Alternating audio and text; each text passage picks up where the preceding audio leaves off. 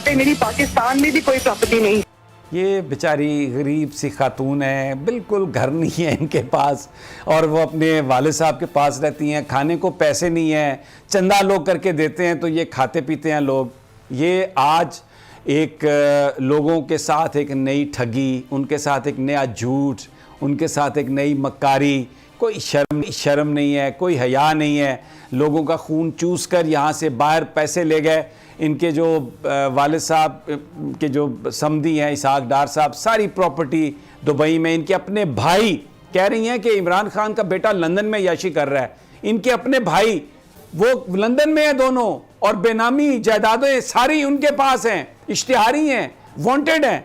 लेकिन ये इमरान खान को ये बातें कर रही हैं। बहरहाल ये क्योंकि अभी मैं सुन रहा था तो मैं हंस रहा था कि इतनी बड़ी कॉमेडी जो है और इतना बड़ा झूठ, फ्रॉड, यानी ये फिल्मों में तो हम देखते थे, लेकिन ये रियल लाइफ में भी ड्रामा कर रही हैं।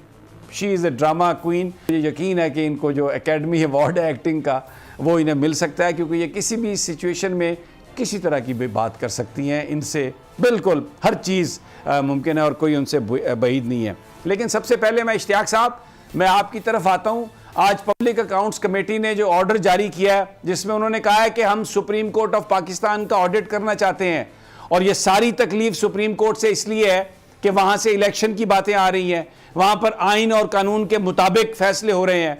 और चीफ जस्टिस उमर अताब बंदयाल उन्होंने जिस जहानत से, संजीदगी से, और बिल्कुल जैसे कोर्ट को, सुप्रीम कोर्ट को एक्ट करना चाहिए उसी अंदाज में चीज़ों को हल करने की कोशिश की है, तो ये अब सुप्रीम कोर्ट का ऑडिट सिर्फ जजेस को दबाव डालने के लिए, बीच में से पखे निकालने के लिए, क्या कहेंगे इश्तियाक साहब?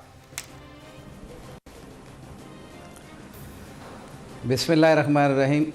सबसे पहले तो समी इब्राहिम साहब, मैं आपका शुक्रिया अदा करता हूँ कि आपने मुझे अपने इस प्रोग्राम में दावत दी। ये हथकंडे हमेशा से इस्तेमाल होते रहे हैं। इसकी मैं थोड़ी सी बैकग्राउंड आपको बता देता हूँ कि जब ये 9 मेंबर बेंच बना था तो उसके ऊपर उसी दिन इन्होंने ऑब्जेक्शन करना शुरू कर दिया। फिर फुल कोर्ट का एक ड्रामा रचाया गया जिसके अंदर ये कहा गया कि जी फुल कोर्ट जो है वो बनाई जाए। जब आप 2-3 जजेस के ऊपर ऑब्जेक्ट कर रहे थे उस वक़्त फुल कोर्ट का ख्याल कैसे आ गया आपको? वो तो कॉन्ट्राडिक्टरी स्टांस था।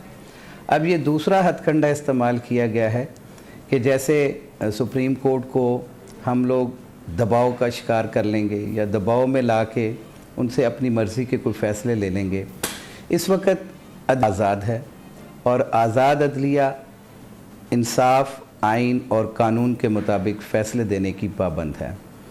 ये खौफ जो है कि इलेक्शंस आ जाएंगे, ये खौफ इन्हें ख़त्म करना चाहिए, क्योंकि आइन के अंदर 90 दिन के अंदर इलेक्शन कराना मकसूद था, और जो फ़ैसला उन्होंने किया वो 90 दिन के अंदर फ़ैसला कराने के लिए उनका फ़ैसला जो था वो आइन और कानून के मुताबिक।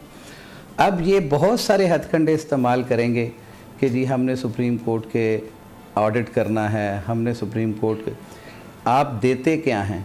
आप फ़ंड्स के हिसाब से सुप्रीम कोर्ट को क्या प्रोवाइड कर रहे हैं, उसके हिसाब से वहाँ पे पूरा एक मेकनिज़म है, और जुडिशल सिस्टम के लिए जो फ़ंड्स रिक्वायर्ड हैं वो अंडर द लॉ देने के पाबंद हैं। ऐसी कोई चीज़ नहीं है जिससे आप सुप्रीम कोर्ट को मलाइन कर सकें, दबाव का शिकार कर सकें। वो आइन और कानून के मुताबिक फ़ैसले होते रहेंगे।